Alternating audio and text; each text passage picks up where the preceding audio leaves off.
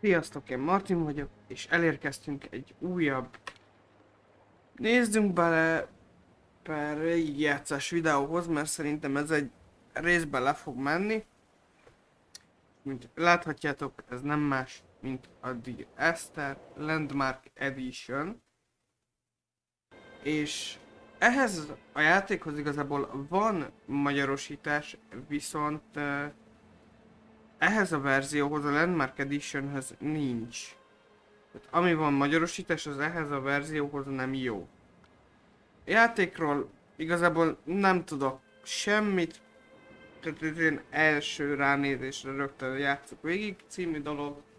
Annyit tudok, hogy ez elvileg a sétáló szimulátoroknak az úgynevezett atyja. És így ennyi. Most a napokban volt ingyenes Steamen, nem tudom, hogy még az-e, meg hogy meddig ingyenes, vagy meddig volt ingyenes. Úgyhogy akinek szerencséje volt, az most be tudta szerezni. Na de nem is szaporítom tovább a szót, kezdjük a játékot. 4 chapter. Director's Commentary-t bekapcsolom, nézzük meg, hogy milyen újdonságokat tudhatunk majd meg a játékról. Kezdjük is.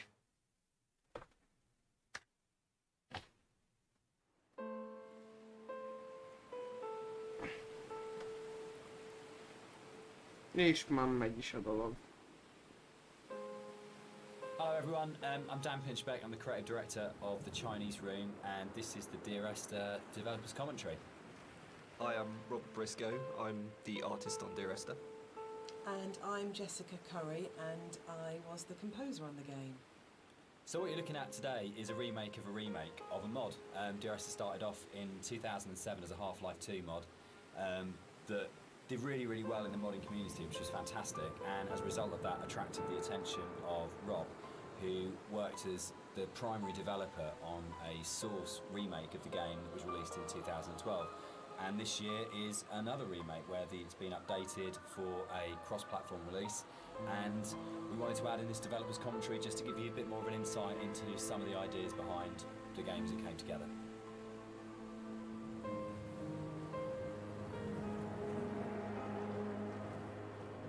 Mindent igyekszünk megnézni, meg mindenhova így benézni.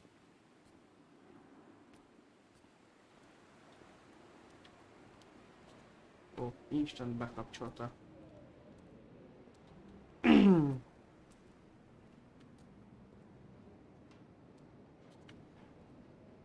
So you'll see around you in a lot of the environments, there's a lot of detail ingrained into everything. One of the things that I wanted to do with Dear Esther is bring the visuals up to the same kind of level of detail that Dan and Jess had put into the other areas of the game. So all of the history and the kind of hidden pieces of story that are intertwined with the VOs and the music and stuff, I kind of wanted to bring some of that into the environments. So if you look around you, you see that there's a lot of interesting bits and pieces, a piece of paper with someone's name on it, a photograph, an ultrasound. All of these little bits and pieces are kind of laid in to just kind of bring another aspect of the story into the game. And also, they're actually randomized, so every time you play, you'll see something different lying around. And this is just to build on this idea that everybody has a unique experience and a unique interpretation of the story. Mindenhova is benézünk. Nyilván akit nem érdekelnek a sétáló szimulátorok, az ezt úgyse fogja megnézni. Arra van egy csomó minden, na most várj, akkor inkább először mégiscsak fönt nézzük meg a dolgokat, hát ha igazából erre kell itt tovább menni, és a fönt meg úgymond falba ütközünk, és nem enged tovább, megnézzük. De azokat is mindenképp végig nyomkodjuk.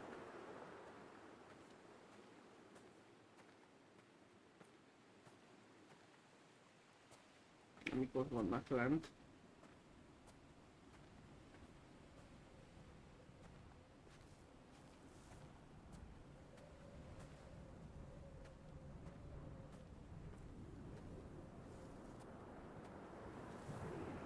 Igen, ez csak egy ilyen kis rész, mert le tudunk esni. Vár, most ezt ki kell próbálni, mi van, ha itt lemegy? Aha. Nem halunk meg. Értem. Tök jó. Part of the point about the whole game, I think, was this idea that rather than having a linear, straight through version of the story, that we could have multiple story units for each place you were. And I was really interested in this idea of how you can open up that space that people can interpret. So I loved the idea that you could have two people that had played this game and then would have a conversation about it, and one of them would say, oh, what did you think about when this happened? And the other person would be like, well, that didn't happen to me. I had a completely different event happen or a completely different story happen. And it kind of feels very gamey in that way, that actually one of the things I love about writing for games is that you hand over so much control to the player that it becomes their story, and that's really, really important rather than trying to force them. So using randomised blocks of voiceover in the game and the kind of randomised prop details that Rob was talking about means that it gives it a really different feeling every time you go through. And that's kind of interesting for me, because I like the idea of going, well, not everyone has to have the same experience, and because it's interactive, you have the capacity to have very different experiences occupying the same space. So yeah, but balancing all that then becomes an absolute nightmare. I think it's nice though, because everybody gets a personal experience. Like, I love reading the forums and seeing how people come and they sort of tell their story and what they interpreted of it, and then you see other people discussing what they thought of it.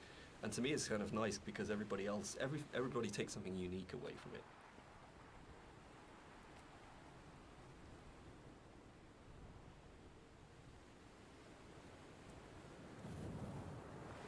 Part of the point about the whole game, I think, was this idea Ez volt, amit végig rather than having a hallgattunk, linear, akkor mégse. straight Azt through hittem, hogy version of nem the ez story, volt that az. we could have multiple story units for each place you were, and I was really interested in this Kicsit idea of rögtön how át you tudok can váltani. open up that space that people can interpret. So I loved the idea Most that még you egyszer could have nem two people akarom that played this ugyanazt game, and then végighallgattatni veletek. have a conversation about it, and one of them would say, oh, what did you think about when this happened? And the other person would be like, well, that didn't happen to me. I had a completely different event happen or a completely different story happen. And it kind of feels very game. When Uh-huh, I wrote yep. the music for the mod of Dear Esther, there was absolutely no budget whatsoever for live players, so all the music was sampled. But one of the good things about that is it actually forced me to be quite creative about how I wrote the music. So with my background in sound art, I wanted to use samples in a different way that wasn't just using it to sound like a violin. I wanted to time stretch and manipulate samples to make something different and strange and quite unique. But then when we got the Indie Fund money, I had the amazing opportunity to re-record the music with live players. And that was so exciting for me, actually, because that's where it comes to life. And I thought long and hard about whether to write new music, going from the mod to the commercial version, but actually I decided that my initial and original emotional response to the game was probably going to be the strongest response and reaction that I had. So I just literally, the music that I'd written for samples, I then wrote out for live instruments. But what they bring to it is transformative, actually. And I think The Beach is a really good example of this, where you have these awful samples soaring away, and then you have the string quartet playing this very bleak, very sparse music, and they bring the presence of the island immediately to it, and it comes to life.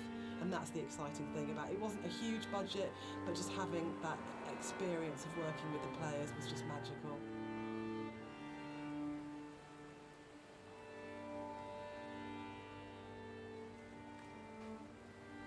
Everything about Esther for me is a dream. The landscape is not an island, it's the dream of an island. The music is like music that you wake up because you've heard in your sleep, but you're not conscious of hearing it. And the language in the story was supposed to be like that as well. It didn't matter the sense it made, it was more about the kind of the shapes it created, if that makes sense. So that the words would kind of were like being in water, like listening to something underwater. It'd be this very dreamlike, symbolic, poetic thing. And it always, had frustrated me in games with game writing. This has really changed quite a lot. There was never any space for poetic language. It was very exposition-y, very descriptive, very direct. And you'd have like art and audio would have these amazing creative spaces they could explore. But when it came down to actually writing, you just had to basically go into the room, describe the character, tell the player what to do. And it just seemed like the most boring thing you could do with words in a game. And why couldn't a writer have the same artistic freedom as a visual artist or an audio designer or a musician in terms of being able to say, isn't this just about creating this kind of emotional tone, this emotional space? And it's really, I still love that about the game. It's one of the things I love so much about Nigel's voiceover is it has this really odd, disconnected, kind of dreamlike quality to it, where you might finish the game and not actually understand anything that happened, but you're being carried along in the flow of it. And without any kind of sarcasm at all, I get into trouble saying things like this. The same design principle applies as this to Halo. It's 30 seconds of fun, or 30 seconds of depressing engagement, I guess, in our case. But it is about that loop of being in the moment in the game constantly, and that's actually the critical thing that matters.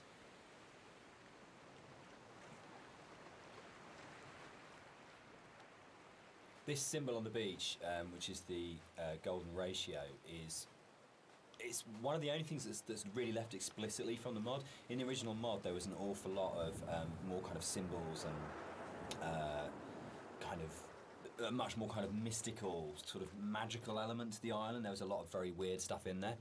And a lot of them came out of the commercial version because they felt like they were a little bit explicit. And instead, there's a lot more hidden kind of codes and symbols in there. There's still some stuff which you can only actually see or experience if you are not playing the game, if you're looking at it from editor. We had in the original mods things like trees planted to mirror the shape of the M5, or there's a whole bunch of things that are there to represent star clusters and all kinds of things like that. And we'll probably talk a bit more about kind of like hidden details and the secrets in the game as we go through. But that was really interesting for us in terms of the design of it, of going, you've got your kind of, your conscious, explicit play experience, but games are always constantly manipulating your mood and your feelings and the decisions you're making.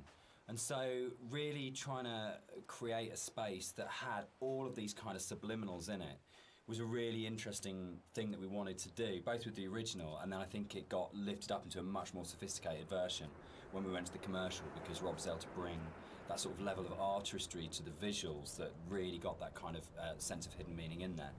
And that was really important, given... So people have asked why the Dear Esther's set on a Hebridean island. What's really interesting about this is one of those times when your kind of aspirations as an artist and the practical realities kind of dovetail. We knew that we had to have some way of limiting the player from disappearing off the play space, and when we made the original, it was a mod, and because it was a Half-Life 2 mod, you kind of had Eastern European city, spaceship, or blasted, desolate landscape. We had three options if you didn't want to start making any other assets. So it started off with these practical constraints. We don't want to set it on a spaceship, we don't want to set it in an Eastern European city, so it's got to be on this kind of like this desolate landscape. And we want to limit the player, so an island seems like a natural choice. And it's really interesting how you start from that, and we had this big lump of clay on a table that we were carving out paths and things to annoying the cleaners and things like that. And Jess and I were talking, and Jess started making sort of snippets of music to kind of go in there. And then all of a sudden we just went, oh, that's the story, oh, that's what happened here. But it really started, I think, from the place. And when we started looking at photographs of Bore, we started going and reading some of the history behind it. Suddenly that was it, and it just was really, really naturally became, this is the place, this is what happened here, this is how it feels, and then everything else kind of coalesced around that. Yeah, I think as an artist it made my job a lot easier, because those islands are so kind of like, the environment is kind of hostile. You're out there in the Hebrides. You've got this kind of like inclement weather, you've got cold, rain, snow. It's a very kind of, it can be a very depressing place to be at times, but it's also at the same time very beautiful. And it's this kind of like stark, bare landscape that has this beautiful surroundings. So it's, in terms of art, I think it really helped me to portray a lot of the themes in Dear Esther. And there was a natural fit with the music as well. Yeah. It suggested a musical style, which was really key, I think.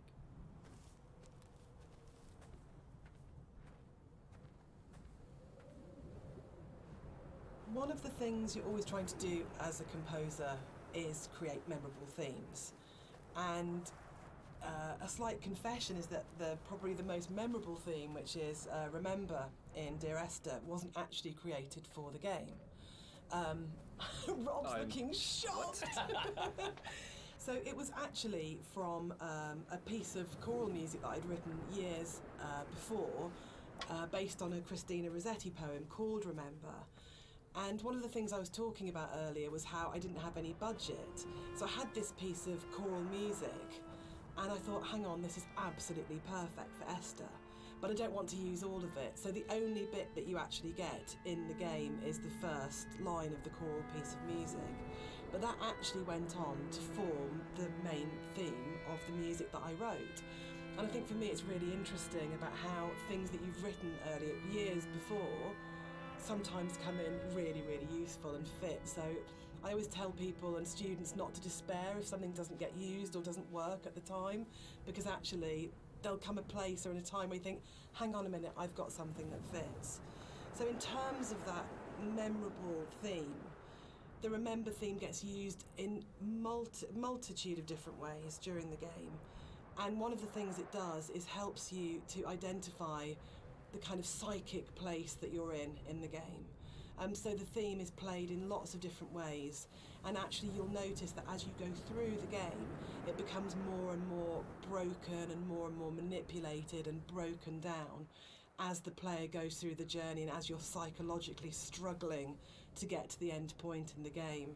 So music's really, really useful for highlighting the psychological mood, and we talk a lot about psychogeography, which always sounds a bit pretentious, but actually I think it's really important to what the three of us did in the game. Yeah, absolutely.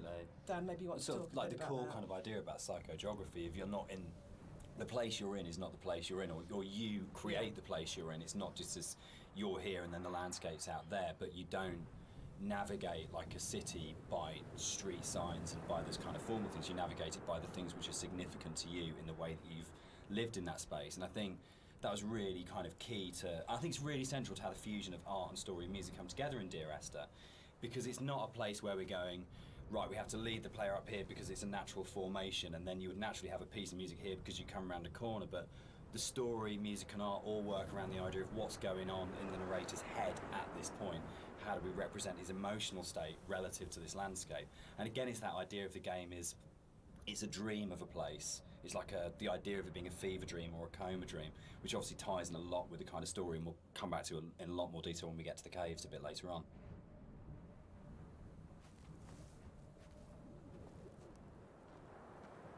White lines.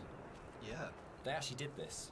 It was really cool. I found this historical document. They used to do this on Bora and the Hebrides. If their disease broke out, Really? they'd actually chip out and expose the chalk. So if you're on a boat and you were coming to the island, you know not to land because it was infectious, which is the coolest, most amazing. It's one of those things where you go, it's almost impossible as a writer to come up with something as cool as that. It just has to be something that was actually done, and it's so sad as well. And I love this bit and the fact that we can do it because it feels really real because it references a real thing. And I don't know, there's something really special about that. But it was always one of those bits in the game that I thought, we've got to be able to represent this somehow. We have to be able to get these things in here. Yeah, I mean, that's really interesting. I actually didn't know that was actually based historically in real life, but that's really cool. Because I mean, my thing about the white lines is that it was this completely surreal thing, but also it was kind of, it just added to the landscape. It's like, whoa, what the hell is that? And putting that into the game was kind of challenging, because to me it just seemed like, oh, it's going to be really hard to pull off in a way that's kind of realistic. But then when you look at the kind of art style of the game, it's not really a realistic thing. Like, everything is half imagined. So in that way it kind of really fit into the landscape, and it kind of creates this amazing sort of landmark that you see in the environment. And I just found it really interesting to hear about that. Yeah. I think it's one of those things where it's not a realistic place. And I mean, no game is a realistic place anyway, but one of those things where understanding that you're making something which isn't real, and you have that kind of capacity to be sort of to explore it artistically. And we'll come back and talk about sort of like it not being realistic, I think, in a little while. But that's really, really important, because then you can say it's about what these things kind of represent or how they make you feel as a player, not about going, is this accurate? And I get really inspired by sort of doing a lot of research into kind of history and things like that with all of our games, because you can just find those things that just kind of like speak to you. But it's amazing you can find that in like an 18th century book and go, that really speaks to me now, that has meaning now, and that's fascinating, I think.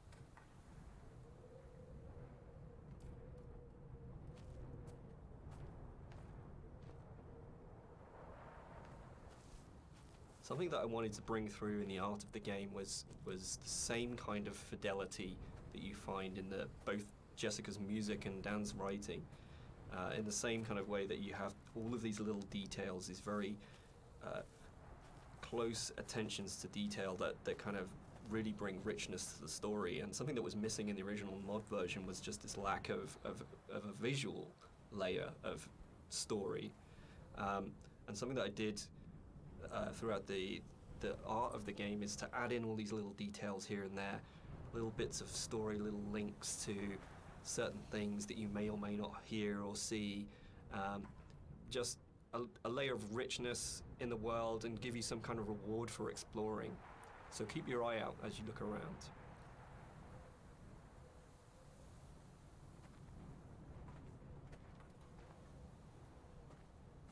There's a scene in Donnie Darko where Drew Barrymore's playing his English teacher, and she talks about Celador as being the most beautiful word in the English language, and about it's the sound of the words together. And Dear Esther actually comes from the introduction to From a Faith No More song, the Crab song on the first album, Introduce Yourself. And there's a point where, I think it's Chuck at that point, as the vocalist before Mike Patton, just says, Dear Esther. And it really lodged with me, because the sound Dear Esther just has a really amazing sound to it. And I think when we started making it, and the idea of it being these series of letters to someone came through, it just came straight back out of going, that's just a really beautiful sounding combination of words.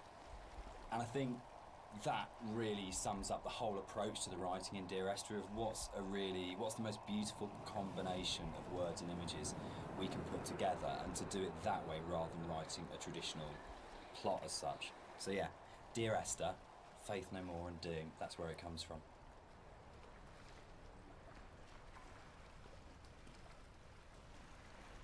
I think the central question to the entire experience, for most people that have played it or are talking about it, is this idea of, is the island real? Is what's going on a literal event of a man walking across a Scottish island, or is it a dream that he's had? Does the island even exist? And one of the things that we try to do with the writing is to constantly lull the player into a position where they got an understanding, they made a decision about what they thought was going on, and then to undercut it. So you never actually were able to settle on any one interpretation. And that was the challenge I set myself when I wrote the original mod, was can we put a story in a game that not only lends itself to multiple interpretations, but there is no stable interpretation. Every single interpretation you have will always have questions, and you'll never be able to fully trust what you think you understand about the game. So it's challenging, I think, for that result. It becomes quite a challenging kind of game story because of that, because you don't ever get that situation to go, I understand it now, I can walk away from this thing and it's all closed off and it's tidy. It was a very deliberate attempt to say, no matter where you think you are with this story, you're always questioning whether or not that's right.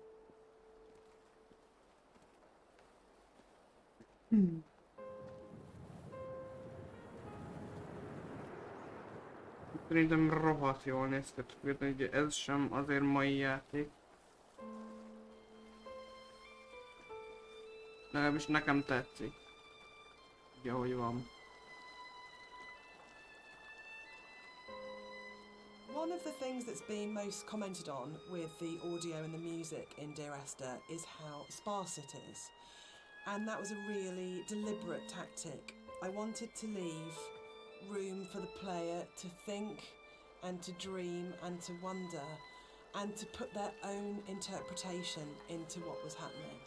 And I think the problem with so much modern media is how bombarded we are constantly. It's the kind of MTV flash in your face, constant music.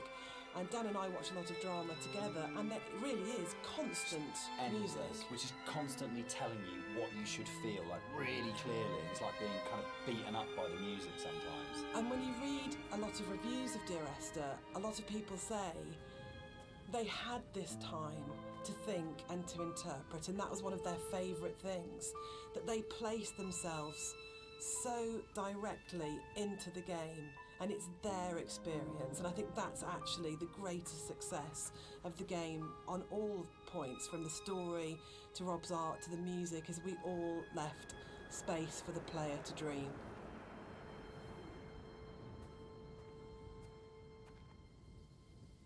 So there's a lot of places in the game where you see a lot of strange things, and this is very deliberate. One of the things we wanted to do is just kind of like not spoon feed the player every little piece of story. We kind of just, some things are literally just in there to just kind of let you think and let you decide on whatever you want to bring to the story yourself. So it's kind of like I approached it like an impressionist painting, where you've got like this kind of very vague outline of things, but if you stare at it enough, you can kind of like fill in the spaces, and kind of the image comes together on its own. So a lot of these kind of strange pieces of geography and stuff, that's really kind of deliberate in some ways, just to kind of keep the player's mind open and kind of bring their own interpretations of the story through that.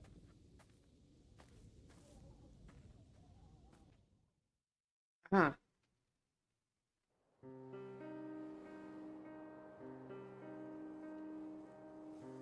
Oké, értem, már itt volt a vége.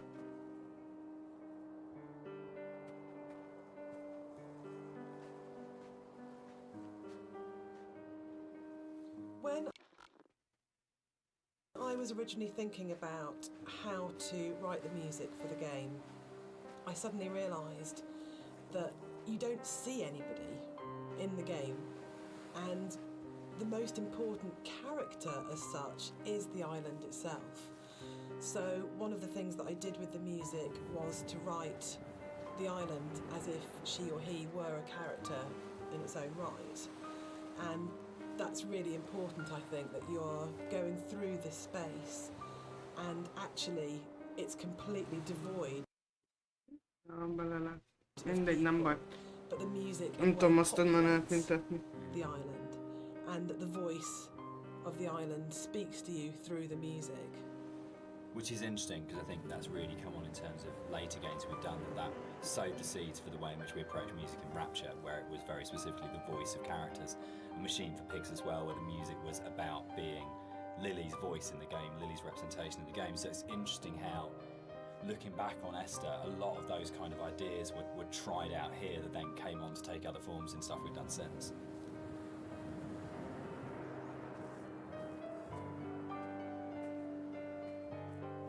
Alright, let's talk about walking.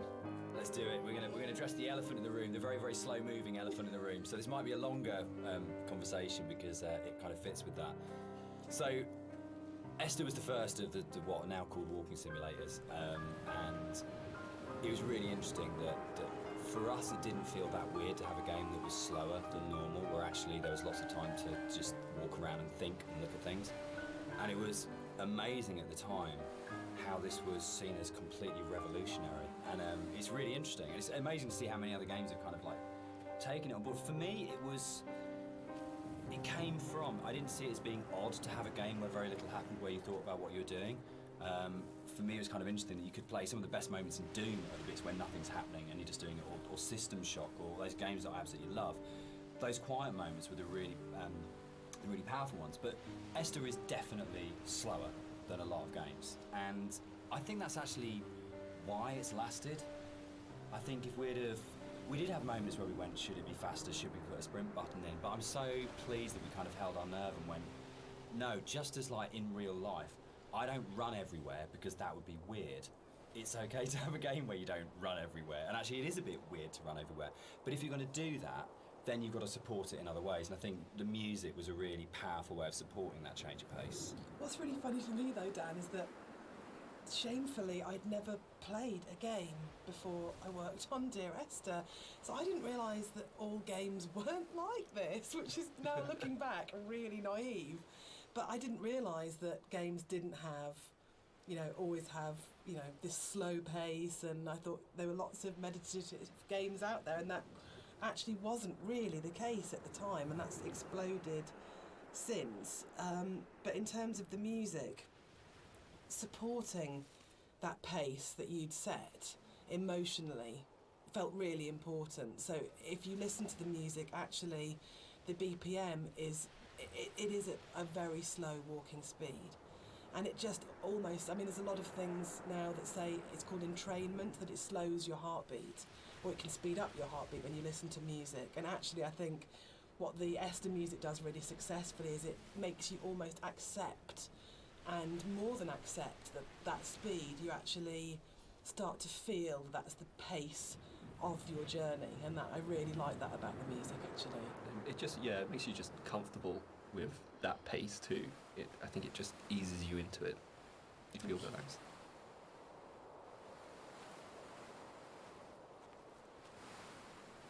The Radio Mast in Dear Esther was obviously there as a really important kind of design feature, as well as its place within the story.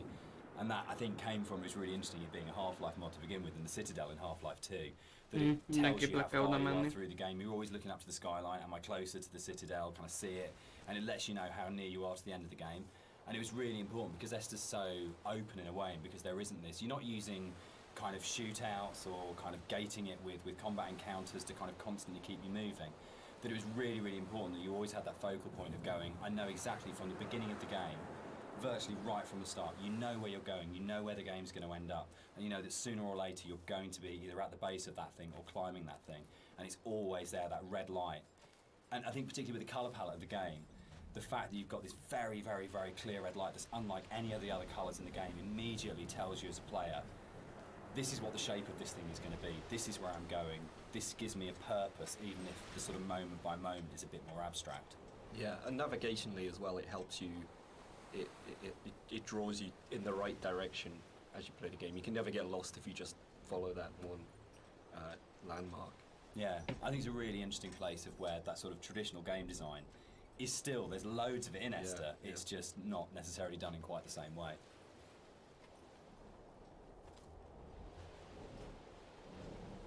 So something you'll notice as you look around the environment is, from a distance you see the landscape is kind of a beautiful place in some ways, but something I wanted to bring to the game was that there's this second layer beneath the surface, whereas if you look at things closely, you see that the actual island itself is very polluted. It's kind of very rotten. Everywhere you look, every rock, every grass surface, it has this layer of filth on it, and it's kind of been put in there just to kind of emphasize further that this island is a really unpleasant place to live. It's like if you scratch the surface, you see like just how corrupt this island is.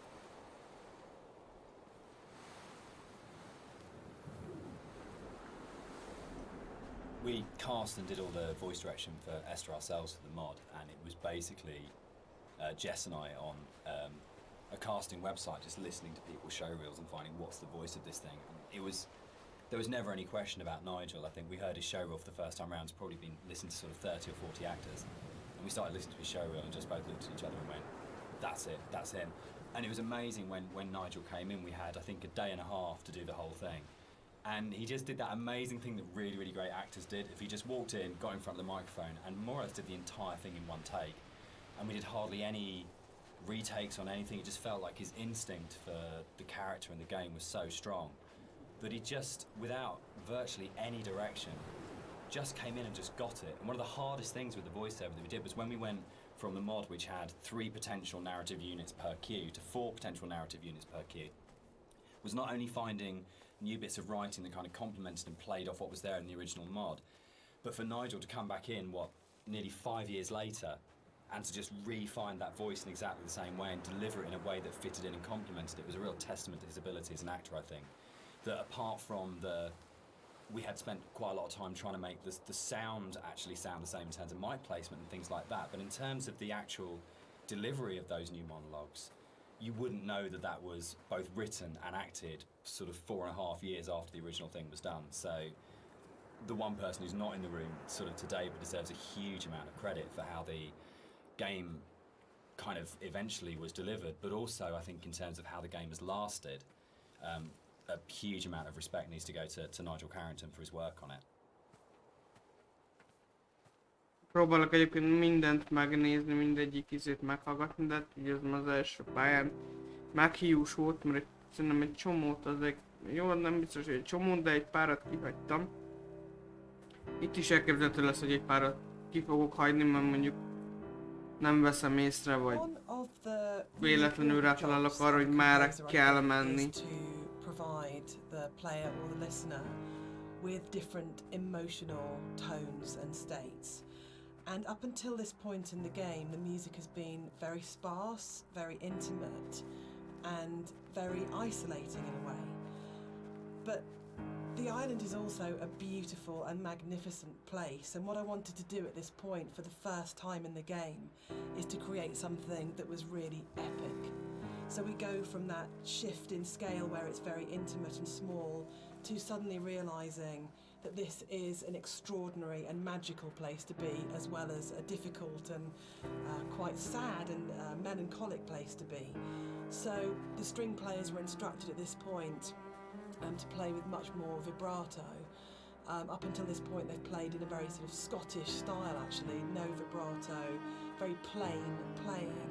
But this was a really beautiful cue to write actually, because that has that scale. You suddenly realise that the island is really big, and you have this beautiful vista, and the music then shifts so the player can actually just for a moment, I think, enjoy being where they are. Yeah, I think that's it. Can I? Yeah, I was going to say this is actually one of my favourite parts of the game. It's just where everything, all the elements kind of come together perfectly. You've got the music, which is just epic, as Jess has said. You've got the landscape, which is kind of like this big open space. You've got all the little bits and pieces that I put into the detail of the environment, like the movement. There's leaves blowing around. There's the clouds in the sky. There's the mist rising off of the grass. And then you've got Dan's voiceover coming in there, and I think it's just like all of these elements coming together and just in perfect synergy, and just kind of, it really brings chills up your spine.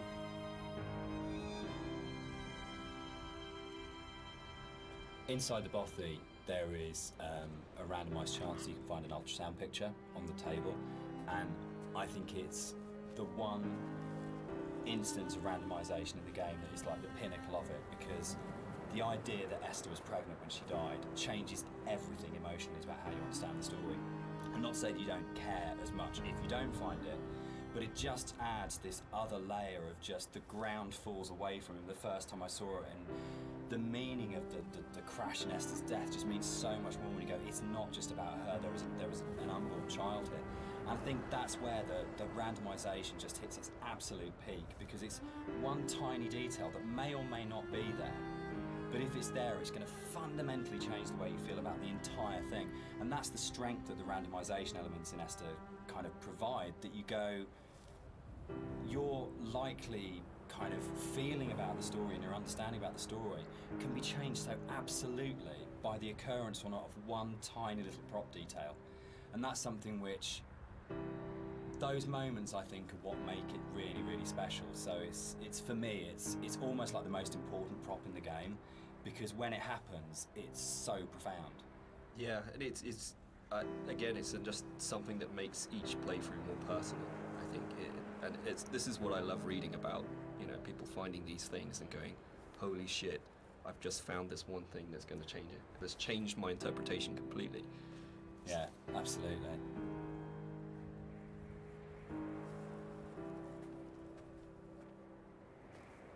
So as you leave the bothy and the seagull takes off, that's the one jump scare in the game, which is kind of interesting because when we made it, we kind of had to, we kind of called it a ghost story, but there was no intention really. We kind of wanted this dreamy, hallucinatory type thing.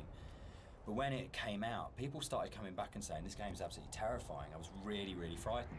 And that was really amazing. And I think it's because nothing happens. We're so trained in games to go, there's stimulus all the time, that if nothing happens, you're waiting for something to happen.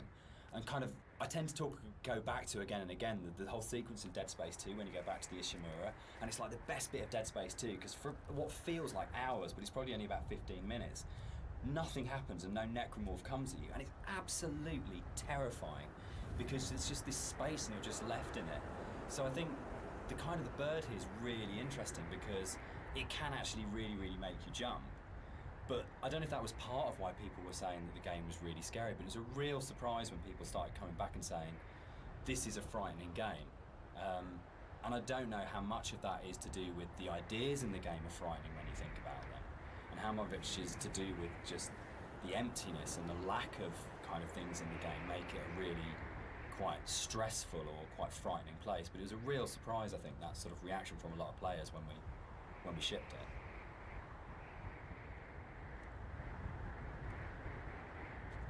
So one of the things that influenced the visuals quite a lot was the tech limitations at the time, and also the kind of themes of the game. Like tech-wise, we were never ever gonna kind of achieve photorealism, and I think that was a good thing. I mean, really, it made us sort of stretch out into other areas, and for me as an artist, it kind of made me think a little bit more creatively. I did a few tests at the beginning, and when I realized this wasn't possible, I kind of went back and I kind of did some research on different styles, and one of the ones that really struck me was this kind of impressionistic painterly style, where it's kind of like there's just enough shape and color there for you to form an image, but a lot of it is just your imagination. It's kind of like the believability of the environment is in your mind. So this is something that I really wanted to bring over into the game, and you'll see a lot of landscapes that kind of look very surreal, very kind of unreal, and that's mainly due to this impressionistic style.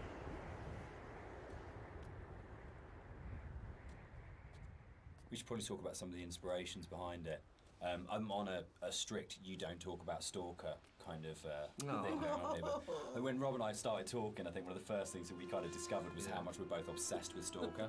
And I think that was one of the major things behind it in terms of when people talk about game inspirations. I mean, for me, there's a lot of FPS stuff in there, Doom, System Shock, but I think Stalker probably more than anything else.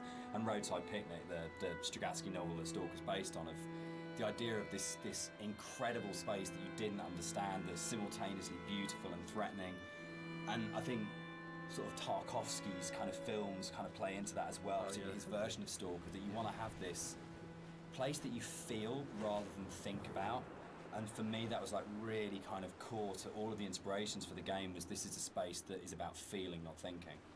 Yeah, I think the movies in particular, I think I hadn't watched the movies. I'd read the book and I played the game, but when I watched the movie, it kind of all made sense to me, like why I like the game so much and why I like the story. It's just like every shot is like a painting. It's like every shot has its story to tell. There's very little dialogue in the actual movie itself. There's just these long, lingering shots, and each shot is amazingly beautiful, and in its kind of desolation. And for me, that was like a huge influence, like trying to bring some of that through into the environments. So that is definitely something I'm going to struggle not to talk about. But the game as well. I'd say the actual Stalker game has a big place in my heart. Like gaming-wise, it's one of the reasons I got into game art in the first place. Yeah. So that to me is a big part of it too.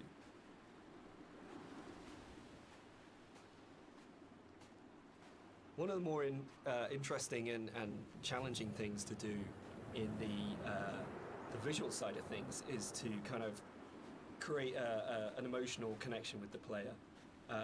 With the music, it's very strong, and the dialogue can kind of help you to to feel what the character's feeling, but to kind of really create an atmosphere and to create emotion, it's very difficult.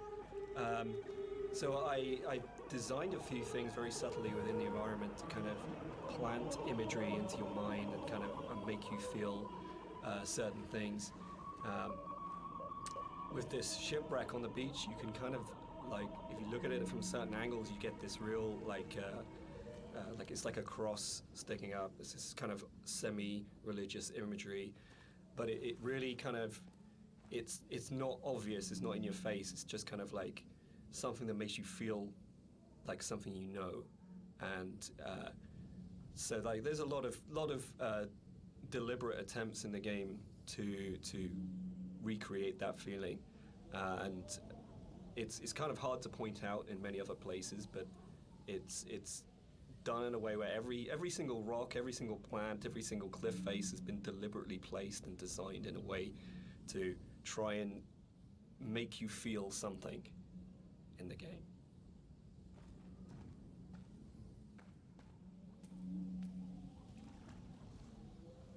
This is another of my favourite bits in the game, where you come along the edge of the sort of gully and you find hundreds of books, and it's one of the first times where most explicitly there's the suggestion that nothing you're seeing is real, because there's just no way that this can exist, and it's a really amazing, uncanny moment.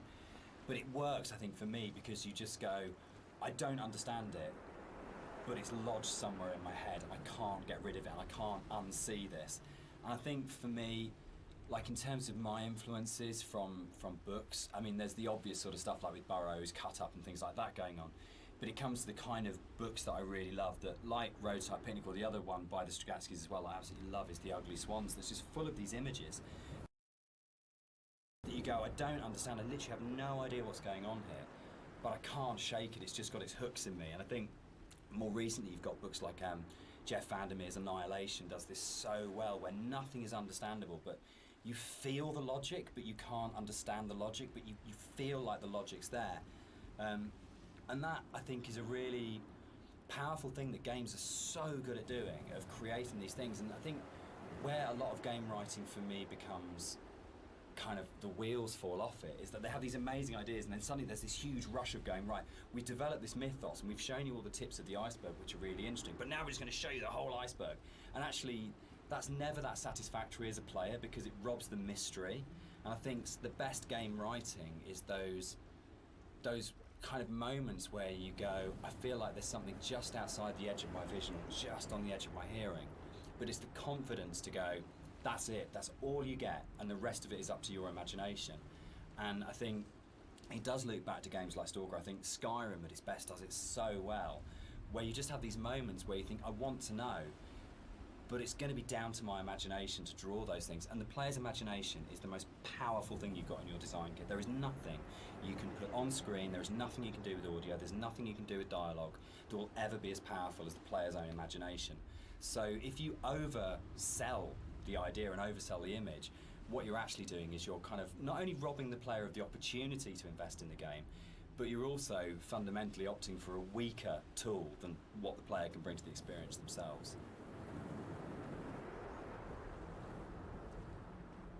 One of the really important images in the game is the Radio Mast, and the soundscapes that I wrote for the game are really tied into this idea. So it's the concept of the tortured sounds that they're so broken down, they're so manipulated, and it really is supposed to represent the inner state of the protagonist at this point. It's that fractured understanding. So it kind of works on two levels, actually. We have the narrator who's trying to understand the journey that he's on, and we also have the audience's journey and their struggle for comprehension to understand what's going on in the game. So this distortion, this breaking down, this fragmented, kind of tortured sound really ties into the idea of the radio mast and that idea of communication, actually.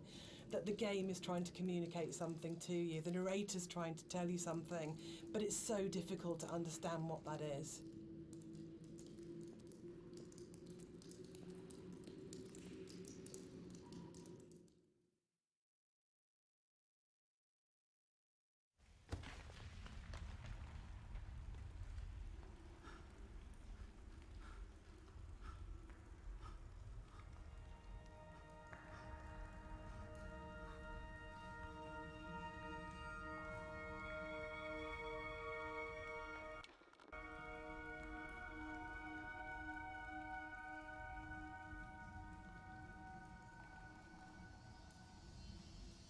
Ja. Vagy, oké. Okay. Megértem, hogy beakadt a játék.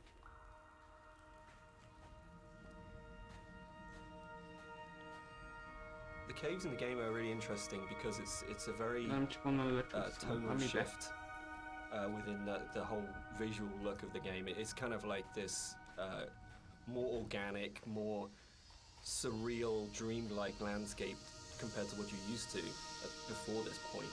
It's you know, we kind of used the visuals and this kind of unreal theme very subtly, but here it's kind of at the forefront, and it's, to me, has kind of been designed as this kind of journey through the inner self, through the body, and it's really designed to be a very different experience compared to the rest of the game.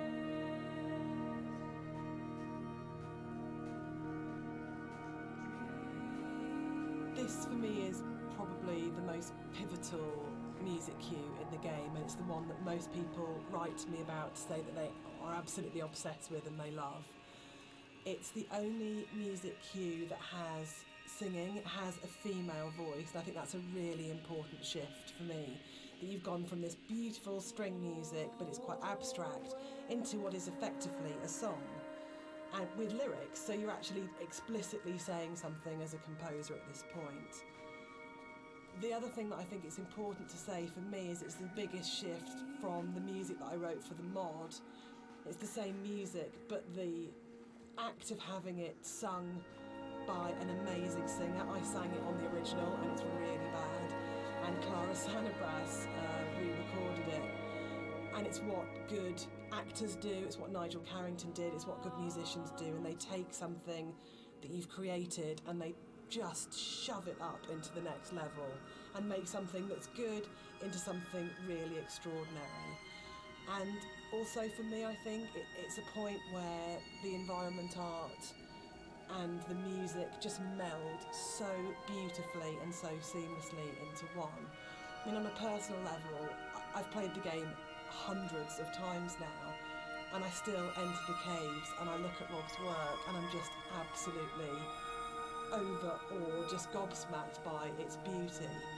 And I just think it's a really magical moment in gaming for me, actually. I know that probably sounds really dramatic, but I just think it absolutely hits something where everything just works together. And the music is so dreamlike. You know, Rob has talked about the journey through the body, and I think that's absolutely, for me, the music becomes so organic and fluid and actually very feminine and female at that point. You're hearing the voice of his love.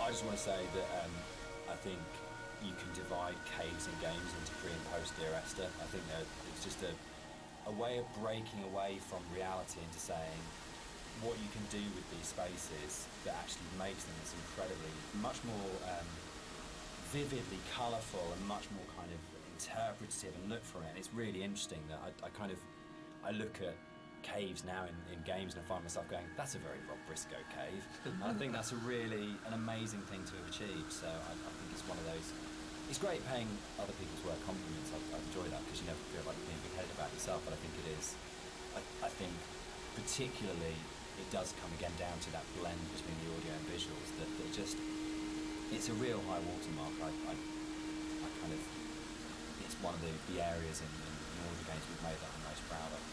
I think as well, you think you know what you're getting with Dear Yes. Esther for the first 45 minutes of the game, wherever we are at this point, and then you step into something completely unexpected and completely new, and I think it just throws the player such a curveball in such a wonderful way.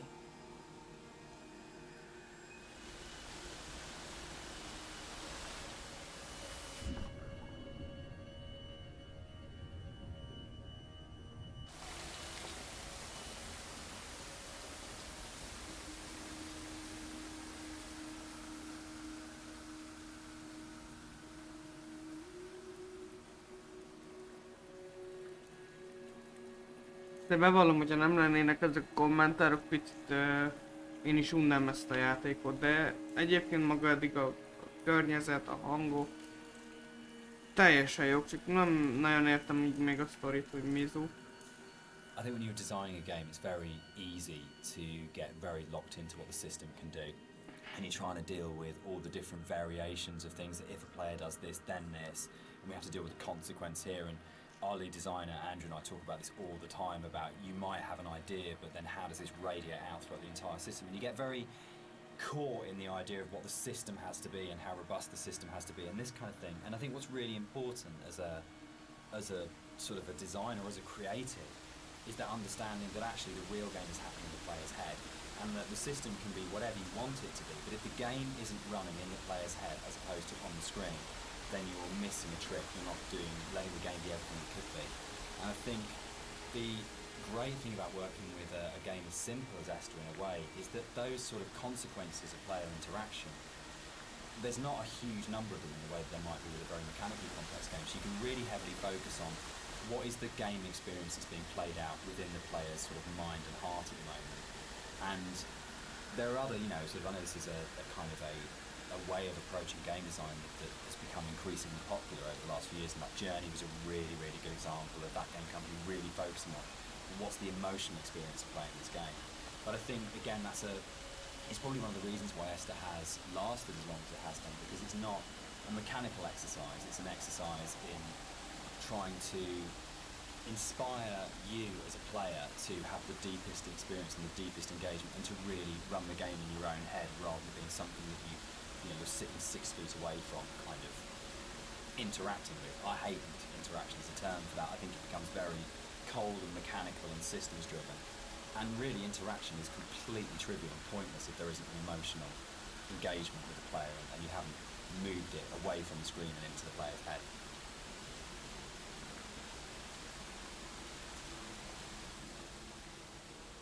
What's really important to me is that Dear Esther started out as a Amit nem értek, hogy minek van az eredetihez magyarítás, hogy abba is ugyanezek így végigmennek magyar felirattal. Nagy ezen kívül más szöveg nem nagyon van, sőt nincs. Dear Esther and like everything that's come after it has been inspired by it. This was championed by Half-Life 2 modders, and they made it what it is. And so if you've made something that the real kind of hardcore of the hardcore in terms of these are first-person shooter modders have gone, this is really good and really special and we're behind this, then you've already got the support of a really amazing gaming community, and the fact that they championed it, we owe them a huge amount in terms of where we are. And I'm really proud to come out of that scene. I'm really proud to be a company and to be sitting here talking about a game that started life as a mod. Yeah, I think they're the ones that have really kind of like pushed us forward and given us the passion to be able to take it to a commercial level and give us the confidence to make us believe that there's an audience for this kind of thing.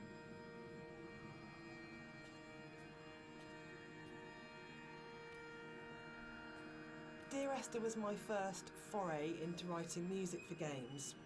And I actually approached it very traditionally, so more as a film score than a traditional interactive game music score. And what's really interesting for me is that the lack of interactivity in the music was never a problem for anybody that played the game. And that's a separate discussion, but there's a big schism between game music composers of how much the music should be following the player at all times in terms of Lehet megnézem az But one of the reasons I wanted to say nem csak something ezt a at this landmarkot. point was that this was my little first journey into De nyilván először magamból, hogy érdemes egyáltalán majd abból videót So csinálni. I had this song that was a certain length, and Dan said, well, we don't know how long the player is going to take to traverse through that space. And I thought, oh no, he's right, and slightly panicked. So this was a very simple solution where the song was split in half, and then I wrote some drone music that could just play for as long as was needed as the player walked through the space, and then the second half of the song would seamlessly play. And it's very, very simple, but it's quite emblematic for me in terms of my career, because it was the first time that I had to think about the player because with film music it's so simple, you know exactly what's going to happen when, but this concept of interactivity was so new for me, so I kind of look back at it fondly because it's quite a basic approach to, you know, compared to something like Everybody's Gone to the Rapture, where that was an open world adventure where I had to really think about the player and their movement through the space. So I kind of look on this very fondly, this moment in the game. I don't know when the paper origami boats first came into things with Esther, really, but it felt like a really amazing metaphor of taking these letters and folding them into boats and then letting them leave the island, because you kind of, you know, at this point in the game, is kind of the realisation is there that this isn't going to end well, and that the narrator is never leaving the island. And the idea that this kind of, again, the idea of communication, or the attempt or failing communication, or trying to speak through the coma, or whatever it is, however you want to interpret it. But the idea of putting the boat in the underground river really felt like it kind of reinforced that sort of dream-like kind of quality of the caves, of actually there's something really sad about this one boat, because when you see it go past, you know that even the boats aren't going to leave the island. Like, this is something which doesn't have a tidy, neat kind of like resolution, and there's, even if you don't sort of think about it to that sort of level of depth, there's just something, it's one of those things that I really love about games that you can do, where it's just a moment that has a really distinct emotional tone to it, that you go, there's a pause when you see that boat goes past, that I just think is, yeah, it's something special you can do with kind of media-like games.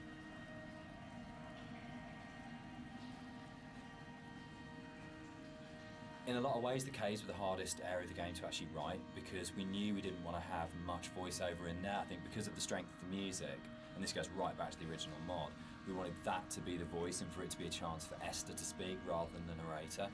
And we also wanted to have this break, so when the narrator came out from the caves, you had a real definite sense of something happening, and that he had changed as a result of this journey. So it meant it really felt wrong to have a lot of voiceover within there, but then that made it really difficult, because then it was, you had like 4 one-sentence lines in there, and each one of those had to have an absolute clarity and to really, really kind of work. So I think for me, it was really interesting. It's like the difference between writing kind of fiction and writing poetry. When you read really amazing poets, and you have that incredible surgical precision where every single word is considered and placed so absolutely. And rather than being able to kind of, because the narrator rambles quite naturally, it was able to, you could kind of get into the flow of the narrator's ramble in other places in the level, and this was a real challenge. Suddenly I was having to write like a poet, of going, every single one of these words, every single cadence, every single sound has to be absolutely perfect, or it'll just feel like the narrator's voice is intruding on the rest of the experience. So it was, yeah, I think definitely the most challenging area of the game as a writer.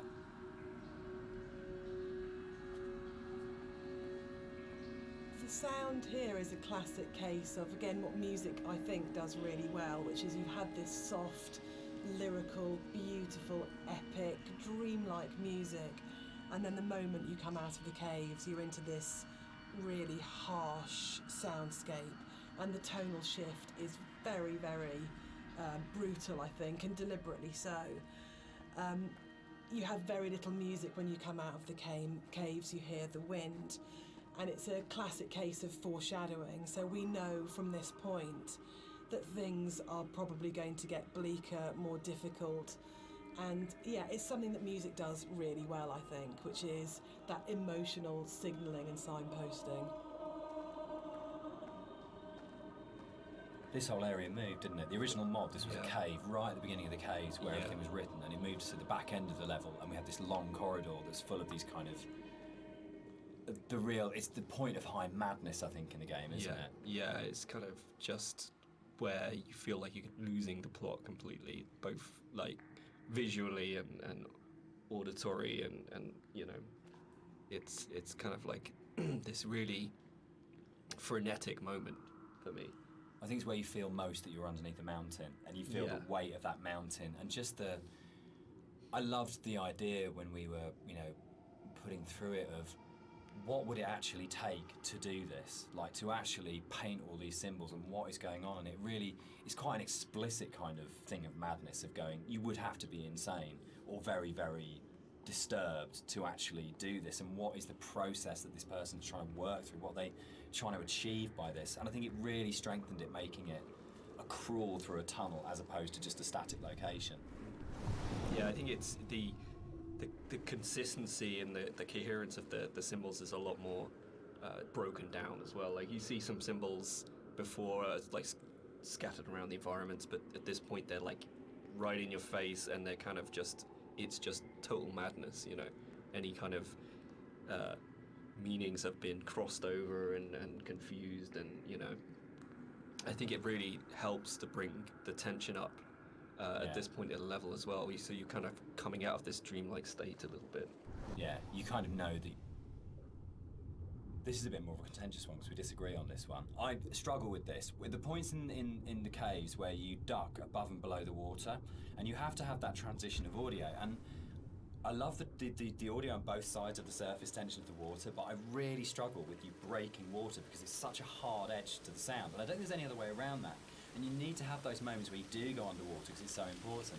But it's one of the areas that's never sat very comfortably with me, because I feel like in a level which hasn't got a single edge in it, it's the one edge within it that grates me. And that's why I think it's so successful, because you've been lured into this completely hallucinatory, dreamlike world, and then all of a sudden, as a player, you're literally gasping for breath. You're coming up for air. And I think when we're talking about that metaphor of the body, for me, it's so about birth, and it's about this coming through the water, and actually it's a moment of realisation for me, because then you're having to go back under again and you're diving down. So for me, without wanting to sound incredibly pretentious, it's about the fight between the conscious and the subconscious, and that struggle. Booyah! There's actually a really interesting thing about that underwater section there, though, is that, I don't know if you remember, but you had a certain piece of music that plays when you're underwater, and it's, to me, I really like that. It's kind of like because at this point it's kind of like a very calm, relaxed type of a journey, and you go on the water and it starts to break apart a little bit, and it's almost like, you know, that kind of psychosis is still there. It's not complete bliss at this point, and and it helps to build the atmosphere up to this final jump. So we're both saying that Dan's wrong? Yeah. Excellent. Yeah. That's good. That's the way it should be.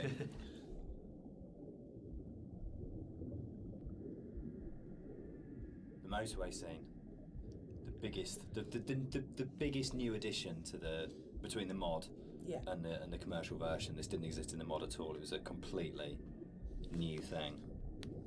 Yeah, it's well, I wasn't sure where the idea spawned from to have this scene, whether I just sort of went off or we discussed it, or I can't remember. You know, I can't remember. Can you remember? It just kind of appeared, didn't it? And then it was just this kind of.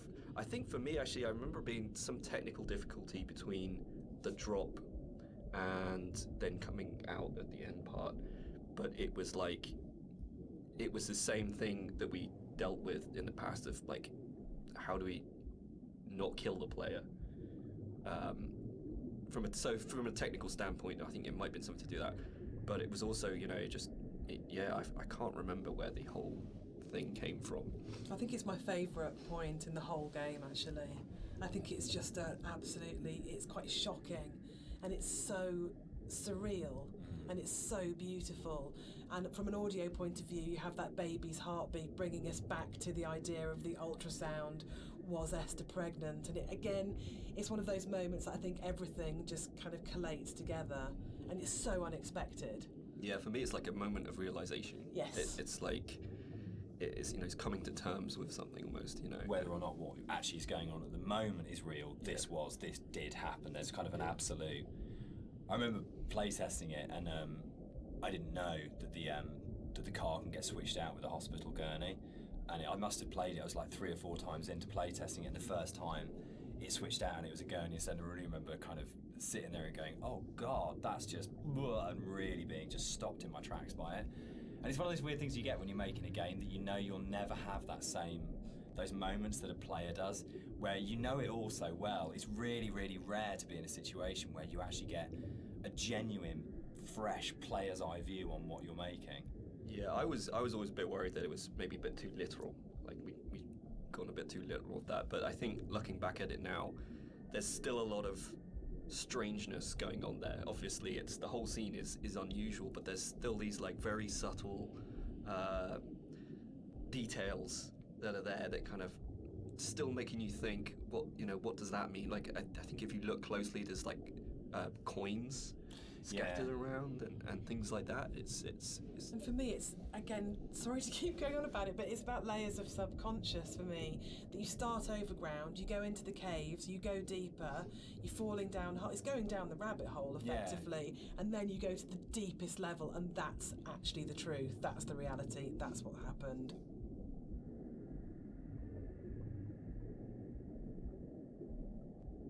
So the admission really is that I did play fast and loose with the geography of the M5. There isn't actually a welcome break service. It's just outside the junction of Sanford. But As we has also been know, pointed as out has to been pointed you. out, players.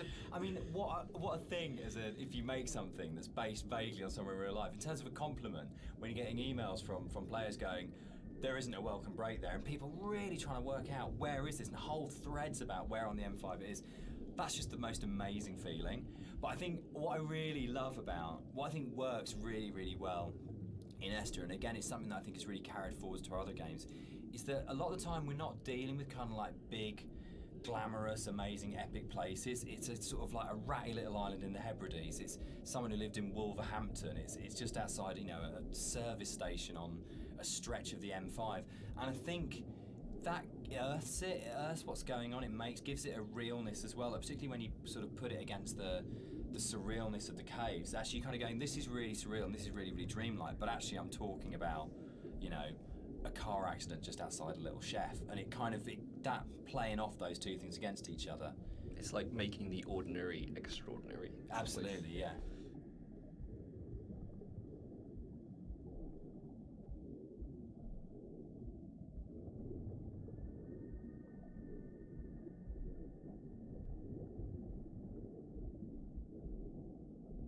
Aha, itt falba ütköztem.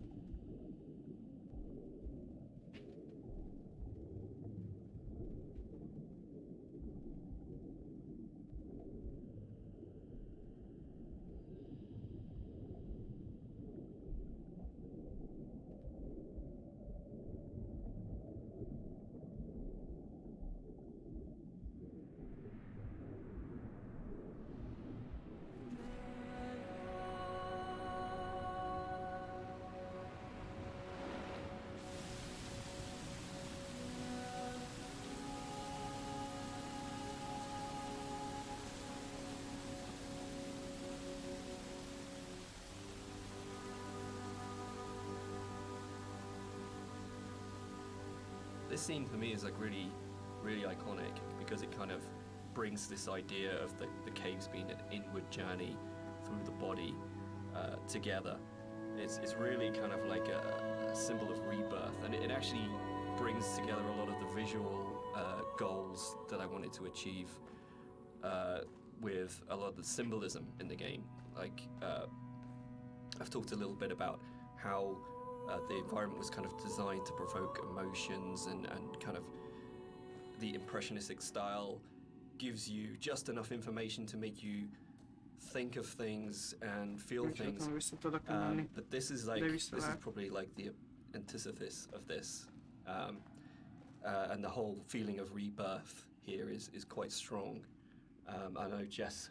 Yeah, the music's really supporting that. Yeah, because she sings always, always throughout, we've got always, always, and then she sings never, and a moment of absolute soaring. It's the climax of the music. As you come out of the water and the music kind of swells, and you just kind of, it is like a moment of change has happened in some way, and it's rebirth, isn't it? For me, it's his moment of clarity and acceptance and understanding of the reality of what's happened. And you're literally moving towards the light at the end of the tunnel. You're actually doing that as you go through. But the music, especially, I think before the music got layered in, that scene was nowhere near as kind of powerful for me. Like that kind of just totally made it.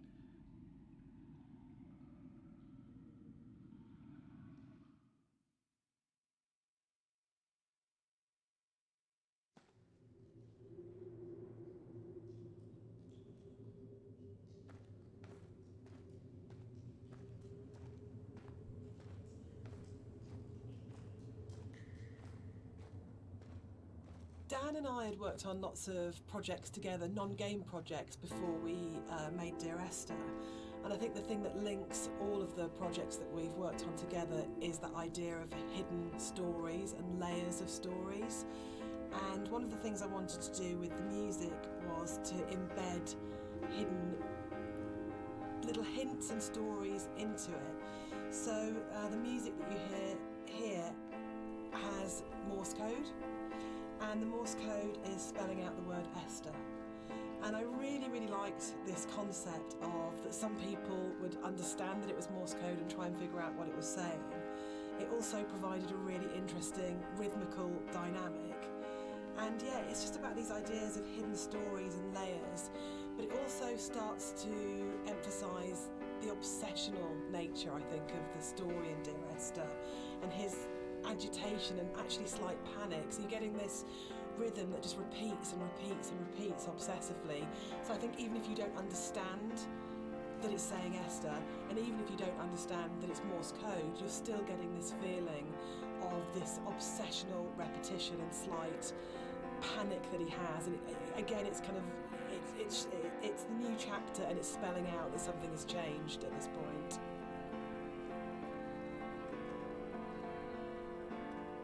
I've been on holiday to Greece lots of times, and one of the things that I always really responded to emotionally was those shrines that you see on the road, and sometimes they're dedicated to saints, and sometimes they're to markate where an accident has taken place.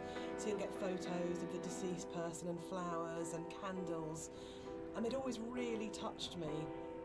And so I said to Rob, I think it would be amazing to get these into the game somehow, and then Rob took that idea and ran with it, and I think they're so successful and they're so beautiful and they're really moving. And I think it's because you had this elemental scale, you have the island and it's huge and you have that scale, and all of a sudden you come around this corner and it's absolutely brought back to the human scale again, and to that relationship of the individual. And I think the other thing that it does really successfully is it's a kind of magic realism, because there's no way that you could have all those amounts of candles lighting your way. Who's lit them? The island is empty. Who's put those shrines there? But I just think it's a really lovely bit of environmental storytelling, actually.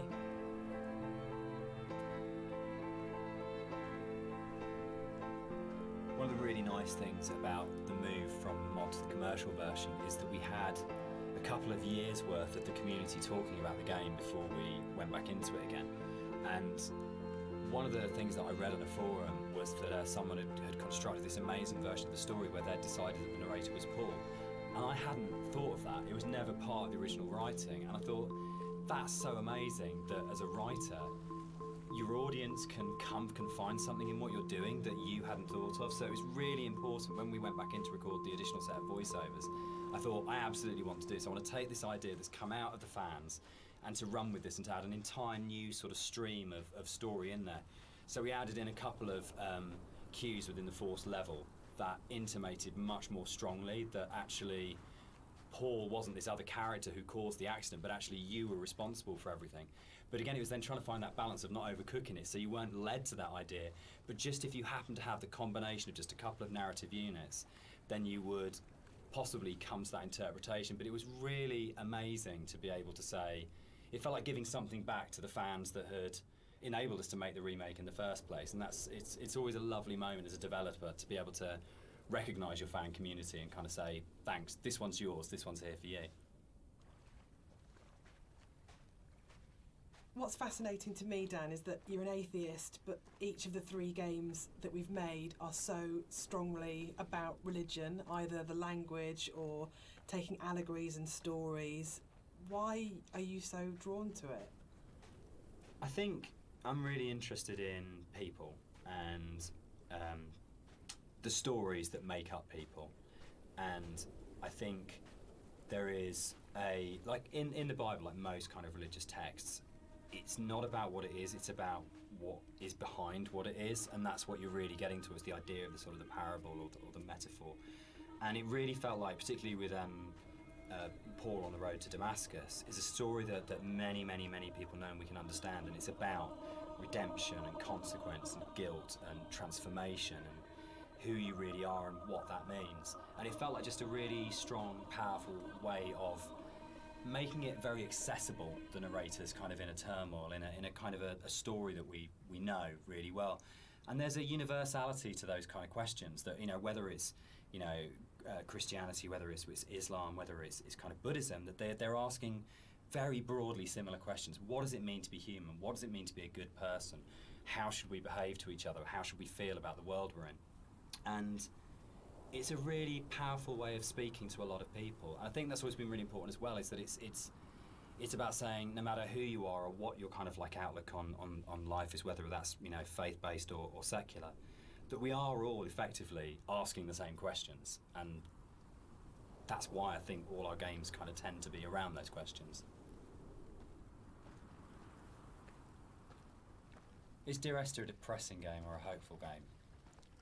For me, it's kind of like a mix of both, really. I think, like, my interpretation is kind of like, always feel like kind of depressed when I think about the kind of turmoil that this guy's been going through for God knows how long, and the kind of environment he's been in, and, you know, all these events surrounding his story. But for me, I always feel like a little bit hopeful at the end. You know, the conclusion just feels like a relief, like this is kind of all ended in some way.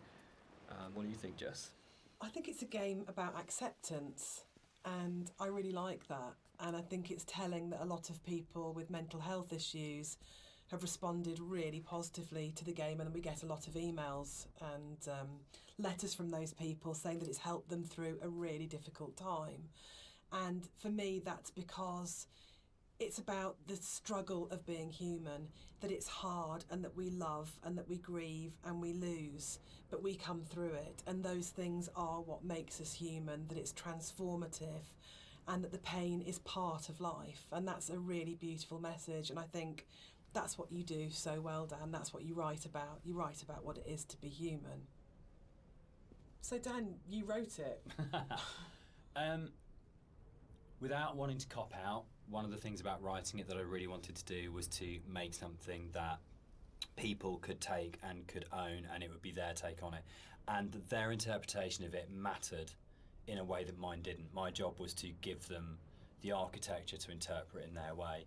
So I think that is a cop-out. I do. I think as a writer you always have. Yeah, I think it's redemptive. But I don't think the redemption is as cut and dried as it's all okay at the end. It's not okay at the end. But there is a release, there's an escape, that bad times will happen, but they will end. And they won't always end positively, but they will end. And that's I think, the redemption of it, of saying that things are never easy. This too shall pass. This too shall pass, which my mum always says, you know, and I think that's probably the motto of the Chinese room, actually, absolutely. Isn't it? Like, I don't think it's as kind of openly positive as, say, Rapture had a much more strongly positive end. I don't think Esther had. I think it's much greyer than that. But I think fundamentally it's about coming to terms.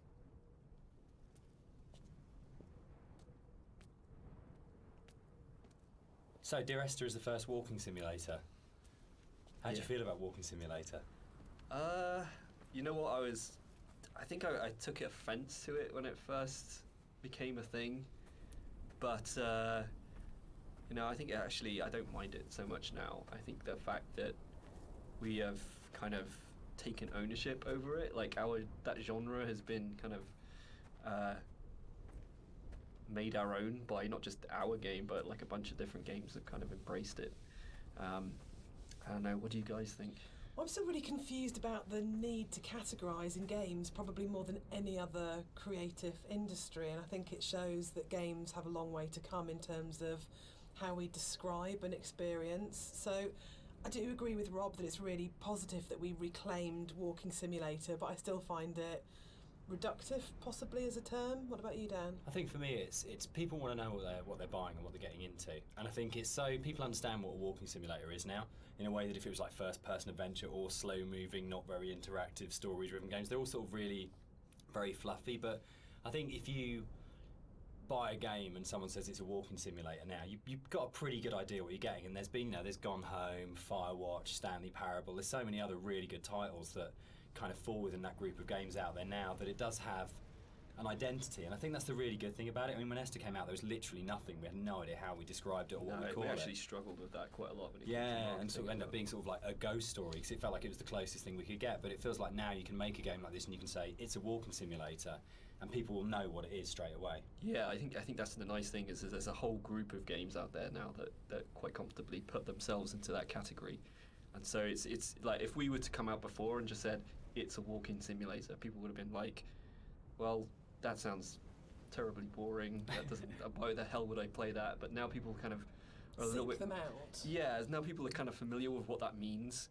The people out there who actually seek this sort of stuff out, and it's kind of really cool. I mean, me myself, I would actually do that, use that as a term to search. But yeah, I mean, it's a very simplified term for what our game is, and there's obviously a lot more to it than walking. But I think when you look at other genres, they're also kind of very simplified. You know, first-person shooter, role-playing game. It's to me it doesn't seem as bad as any of those other things.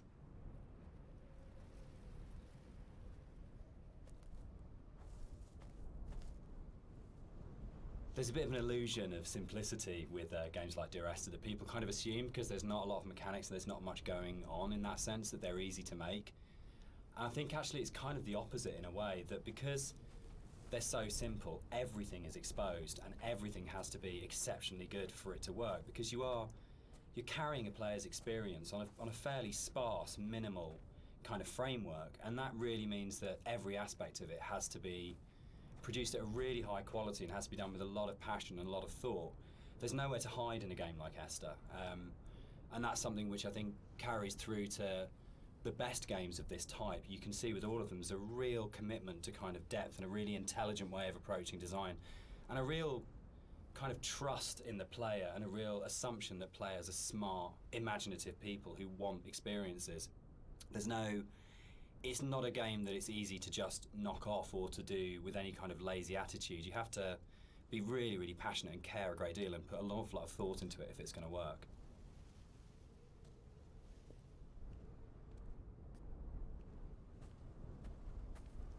One of the things that I think was added more frequently in the final version of Dear Esther was the inclusion of a number of ghosts in the game.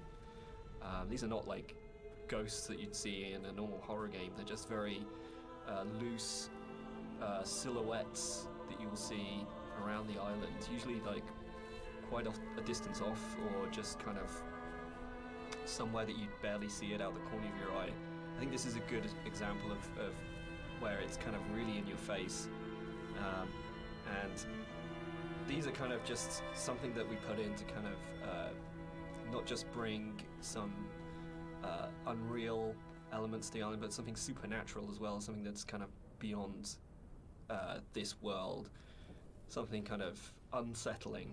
And yeah, we've a lot of effort's been put in to make these things very subtle. I didn't really want them to be like, I didn't want it to be a ghost story, so to speak, but I just kind of wanted to bring some of this supernatural element into the game, and this area is probably one of the most prominent because you can see it just before you go down into the gully here, and I think it's really one of my favorite scenes just because of it being so spooky, so unreal, and so interesting.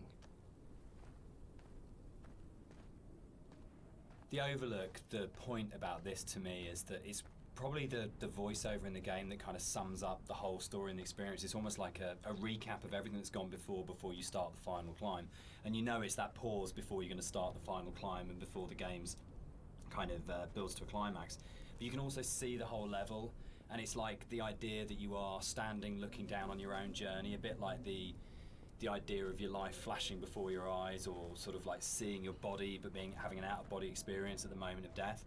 And it was really designed to try and get that feeling as the player that you stop and you take stock of everything, and there's a bit of a sense of there's no going back. You take a breath and now it finishes. And I really, wanted to kind of achieve that sort of sense. And I think we did. I think it really came together here, that you got that sense of going, right, now this ends, and now I move forwards to it.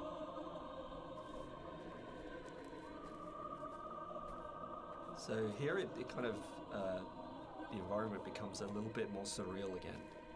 We kind of play with the colors a little bit, bring up the saturation. It's kind of a little bit of a return to some of the more cave-like aesthetics in terms of colors and stuff like that. And it's kind of there to kind of signpost another significant moment in the game, or something that's leading up to the significant moment.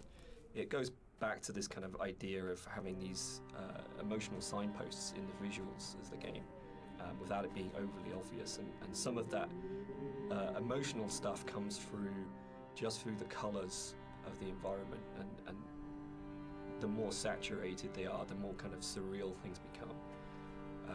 So this is kind of like a turning point in the game. It's kind of like the final notice of you reaching the end.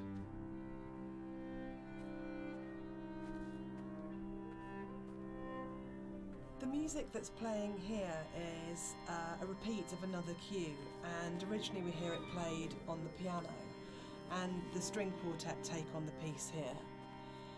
And it's one of those really nice instances where we were in the studio and I had this idea of how it was going to sound, and I thought it was going to be quite full and rich and, yeah, full-bodied. And then one of the string players said to me, "This is wrong, actually, for what we're playing." And they said, let's strip out all the vibrato, let's play it in a really Scottish, plain style. And it absolutely transformed that piece, and it's one of the really special things about being a composer, is that you get to collaborate with people who come fresh to it. So you have this preconceived idea of how it should be, and then they say, no, why don't we turn it around and think about it like this? And it absolutely fits and works for that scene, because what we're getting at this point is a sense of fragility, of an ending, and it's almost reminiscent of a funeral procession. It's slow and it's dirge-like, but yeah, it was just a lovely moment where they gave something of themselves, and that's what's amazing about working with live instrumentalists. You're never going to get that from a sample.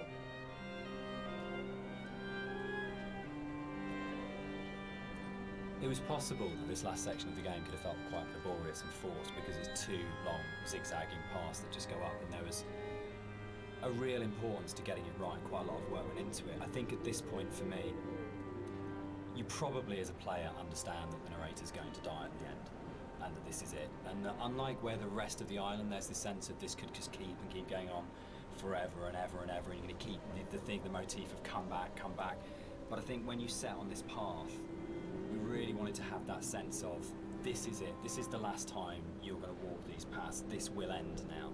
And that sort of idea of going, you're kind of climbing towards your death, but you're also moving towards a point where that glimpse in the caves where you see the motorway and you go, I understand what this is about. For me, the whole path up the side of the mountain is about saying, it's okay. It's that kind of starting to kind of release it and go, it's kind of okay that Esther died, it's kind of okay that the accident happened. I know that I'm going to die, I know that this is going to end, and I know that there's nowhere for me to go apart from follow this path, but that's all right.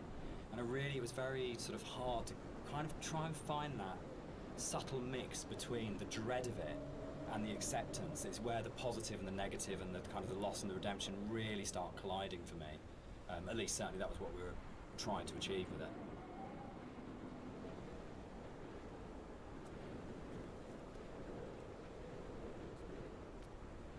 With the climb being quite a poignant moment of the game overall and of the story, it was quite a difficult task to try and make that climb still interesting and not too laborious, because it's kind of this zigzag up there with nothing really. There's no real environment. You just kind of have the sea on one side and the cliff face on the other.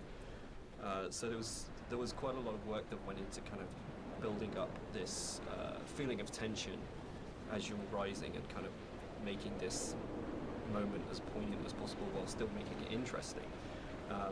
So a lot of effort was put into building up this weather, building up the wind, and swaying of the grass and kind of the volume of the soundscapes and everything mixing together with the music, and just kind of visually really trying to make this a tense moment. And I think it's hopefully been pulled off all right. And you'll notice when you get to the top, this kind of tension dies, and that's very purposeful. You'll see no more wind. It's just kind of like a symbolic thing where you're coming to the last moment, the point of no return, and that's been very deliberately designed.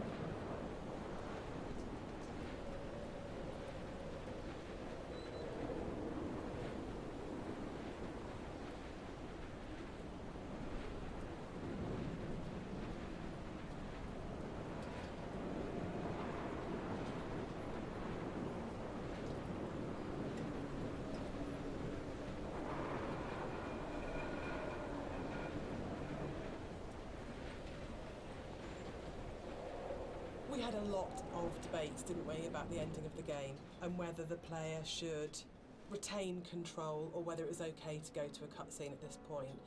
I personally don't mind it. I actually actively like it because I think it works really well as a metaphor for loss of control at that point. Dan, I know you're not as keen. Yeah, I'm not.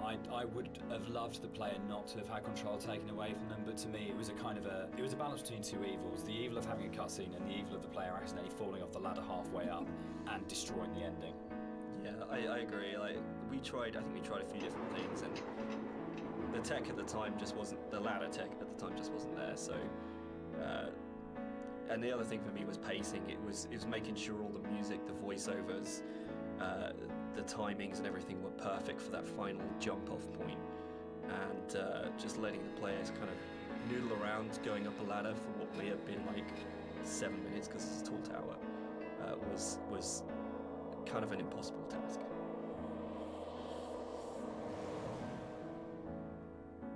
One of the things that I enjoyed the most on working on Dear Esther was Rob's beautiful visuals were so inspiring, but Dan's words are always so amazing to write to. I think that's where we start as a partnership.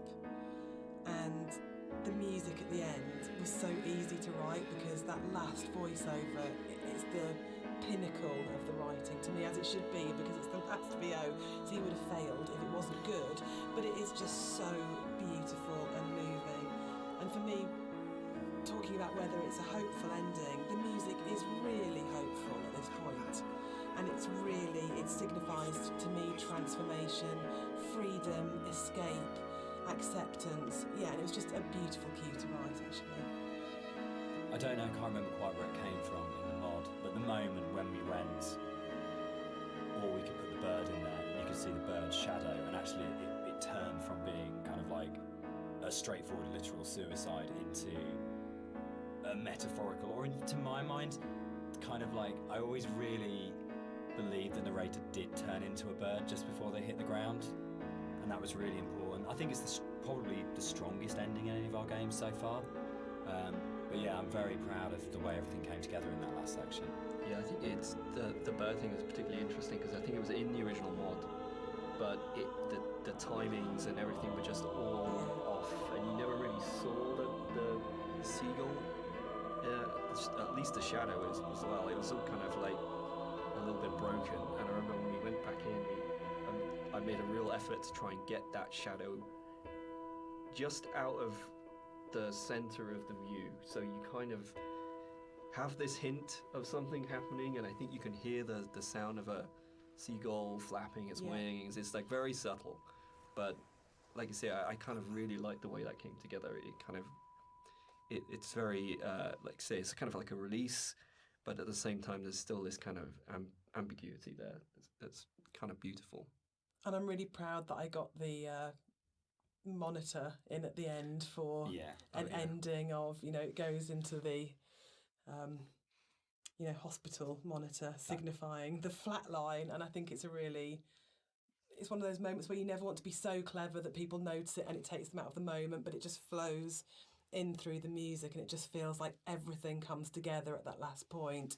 That last VO, Rob's amazing visuals and the music, and yeah, it feels like a really, really strong and beautiful ending. And then in the last second, Nigel Carrington's delivery of just those 2 words have come back, where he just pitch perfect. Yeah.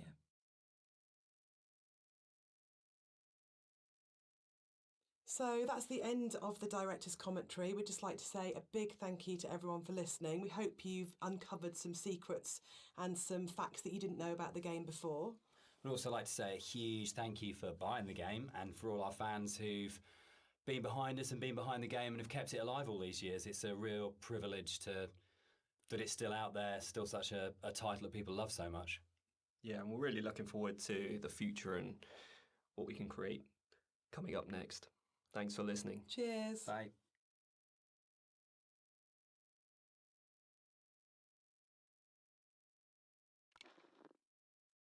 Ennyi lett volna ez a mondjuk úgy, hogy végigjátszás. Remélem, hogy van akinek tetszett. Nekem kicsit ilyen kettős érzésem van egyébként ezzel kapcsolatban. Ha nem lett volna benne ez a directories commentary, akkor kicsit unalmas lett volna, és nem éreztem volna, hogy van történet, vagy bármi. Nyilván a környezet, a zenék, zseni, szerintem legalábbis. Nagyon jól megcsinálták. Legközelebb találkozunk, addig is sziasztok!